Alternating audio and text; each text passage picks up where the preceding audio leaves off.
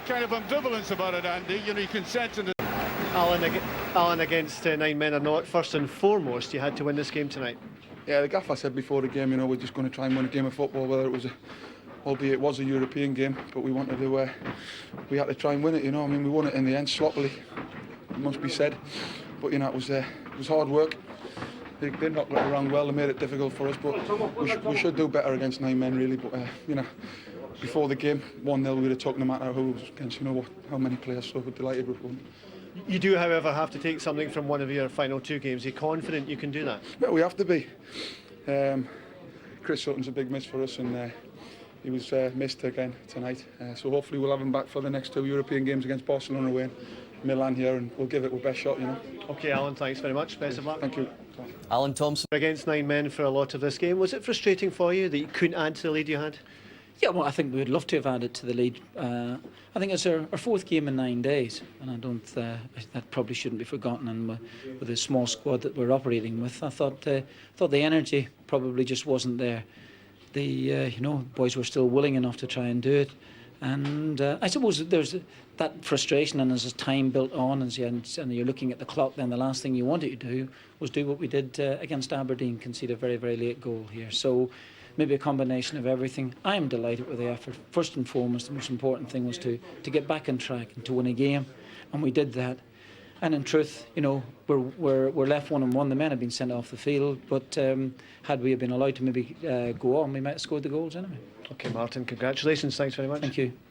This was the Celtic side against Kilmarnock yesterday. Martin O'Neill went in with a team which beat Shakhtar on Tuesday, which meant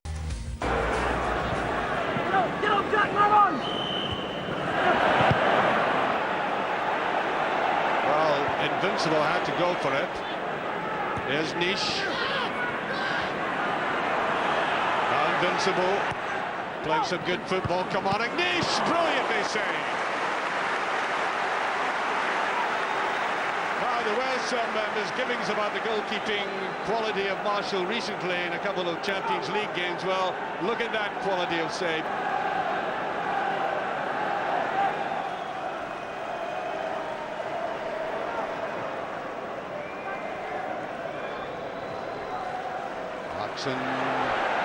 Covering the ball well. Maggedi now. Neat little turn. There was a deflection there. Maggedi doing well to build that up for himself. He had no support. He had to go for it. All the big ones are up there. And brilliantly saved. Wonderful turn and shot there by Hodgson. You sometimes wonder how a man of that size and bulk can turn as quickly in that. Almost daintily, but he does. Driven in there, came to him a little fortuitously, but he tried to benefit from it. Thompson, brilliantly touched over again. That time, Thompson was aiming only for the net.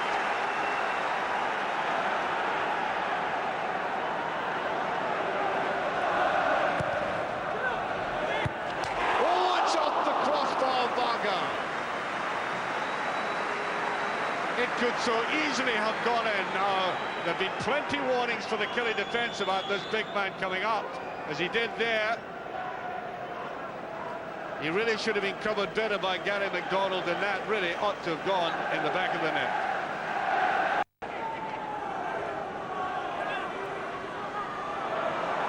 Alan Johnson shielded that ball very well. That's careless play, referee getting it away. The Celtics benefit. Thompson will let fly with this. And there's Kamara. Well, that was a very sleepy-looking Kamara defence. The goalkeeper punched that ball away.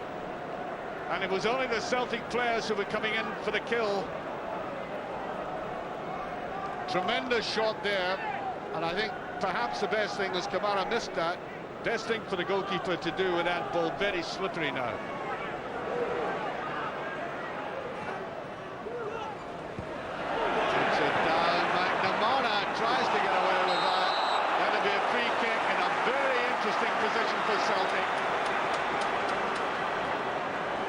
Can they exploit this? They did it the other night against Shakhtar from roughly the same position.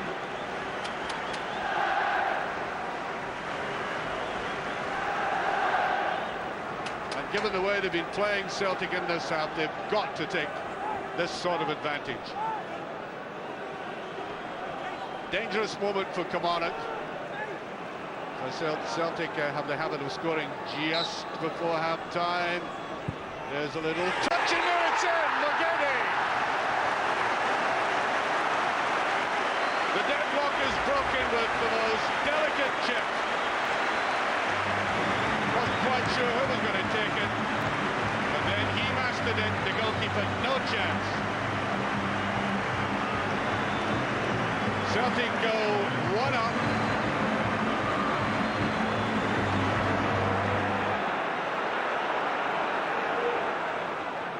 Kamara.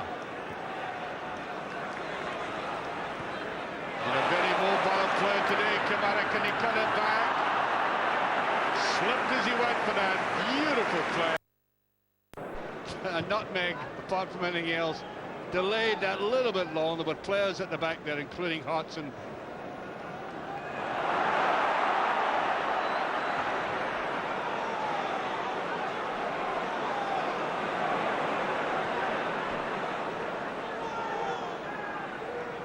Celtic trying to change the whole tenor of this game, finding it difficult. Once again inside to Kamara, can't get away. It's a penalty given for that tackle. And I thought the player went for the ball.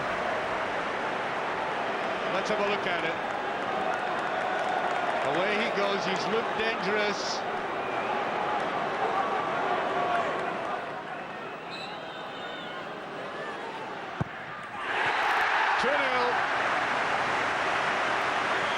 Celebration there by Thompson. I think that's that as far as Kelly are concerned. So, in essence, 2 fouls have changed this game. A free kick and then this penalty.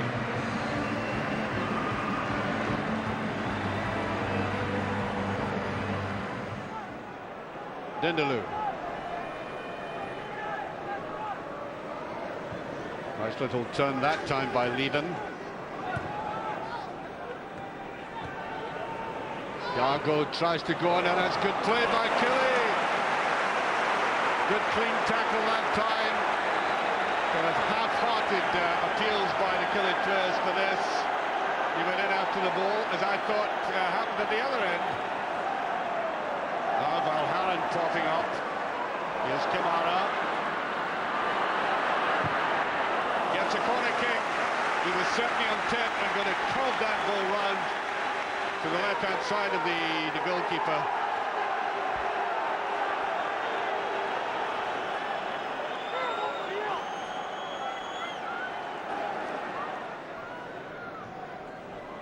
Varga, Johnson, might have been a little more conviction on that. Petrov, brilliant play. Driving forward, and is he going to let fly? Goal! He does! One of the best moves of the game. He's been relatively quiet today, but he has this innate ability to change from defence to attack with that pace and strength.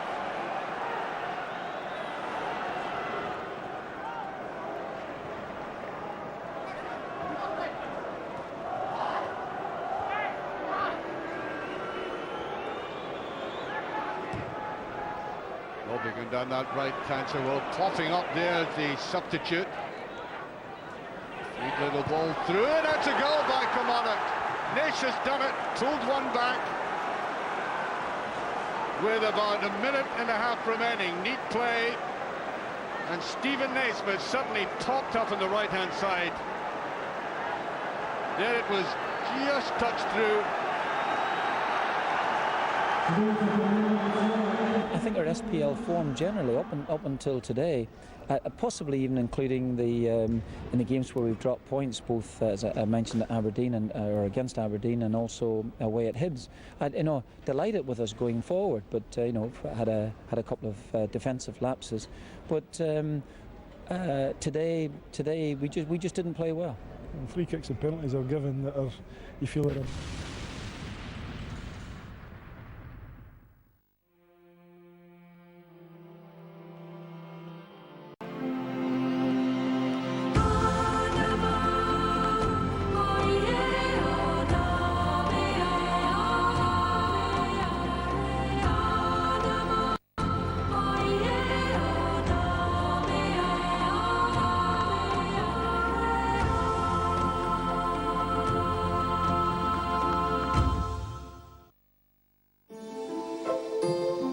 For over 100 years, Celtic has represented more than just a football club. With millions of supporters worldwide, Celtic is a way of life for those who have been brought up with the history and the tradition of a team that has achieved great success in football terms and arguably greater success in terms of the emotional bond that exists for those supporters who follow the Celtic story. But exactly how did that story begin? The founding of Celtic Football Club and its development into one of the most famous and best supported clubs in the world has an almost dreamlike quality about it. It is an enduring and fascinating tale, and one that has passed down from generation to generation. To understand the story of how and why Celtic was formed is to be a true part of the Celtic family.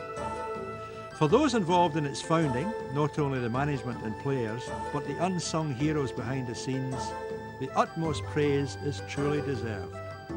However, to fully understand their efforts and appreciate their achievements, the formation of Celtic must be viewed in the context of the overall history of Scottish football.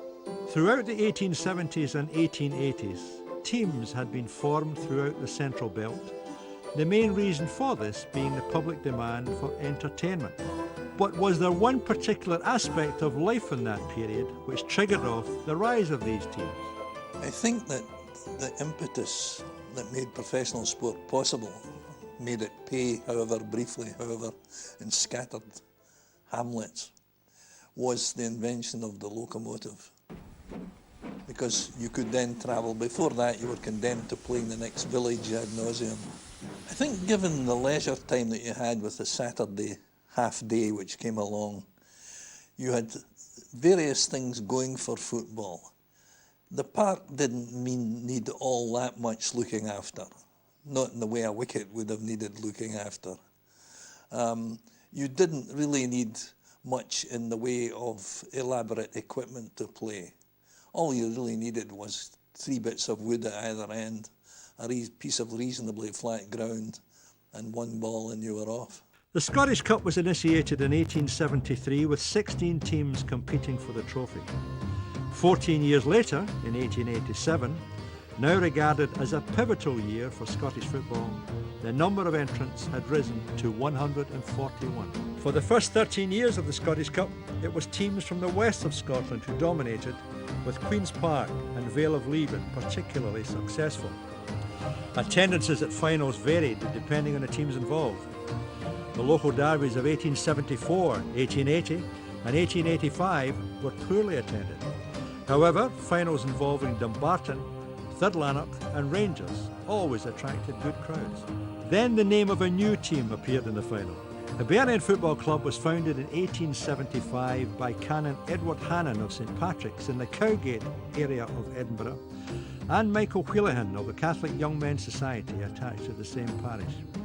Hibernian encountered some initial problems with both the Edinburgh Association and the Scottish Football Association over its Irishness, but the club prevailed and their fine play brought them 3 consecutive semi-final places in the Scottish Cup from 1884 to 1886. The following year, on the 12th of February 1887, the club went a stage further and reached the Scottish Cup final for the first time. They ran out at Hampden in front of a record-equalling crowd of 12,000 to face a Dumbarton side that had previously won the trophy twice in 1881 and 1882.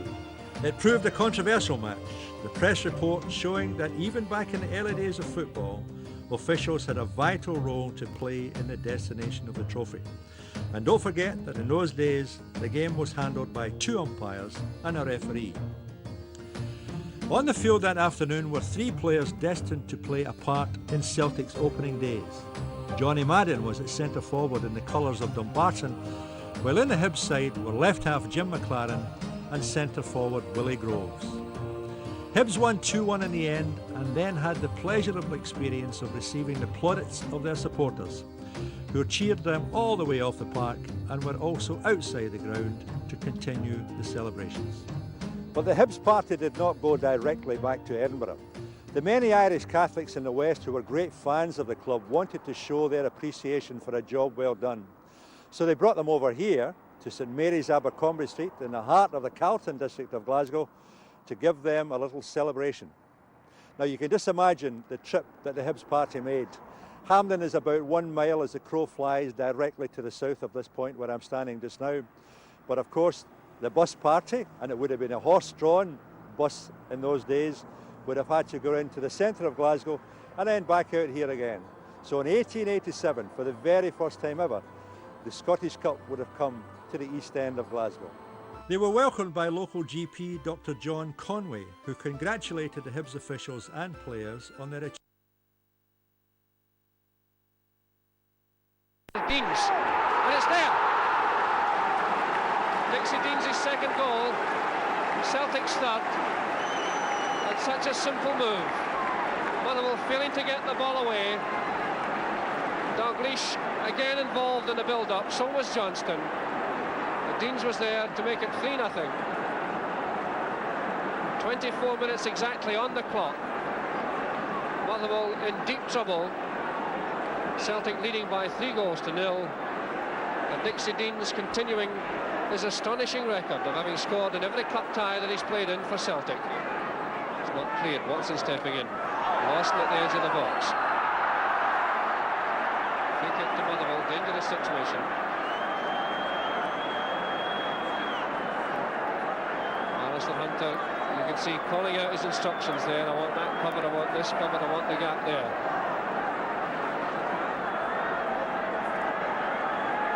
So a crucial moment this for Motherwell. The closing seconds of the first half and moving up to the 45-minute mark. Dave Whiteford placing the ball. Sideways to Goodwin, but oh dear, he's completely given that one away. A complete waste of a free kick. Johnston back to Hunter. Comes up to clear. Deans again trying a back header. Hay through the centre. Lennox is on. Lennox coming through. And it's there. In off the post. It's a goal. Bobby Lennox has scored. Goal number 4 for Celtic. Right on the stroke of half-time. Motherwell missing a good chance at one end. Celtic going away and getting a 4th goal. Bobby Lennox's first of the match. So right on half-time, in off the post. Bobby Lennox sensibly coming in field there, waiting for a breakaway opportunity. Squeezing the ball past McRae, in off the post. Referee McKenzie looking at his watch, and any second now the half-time whistle will go.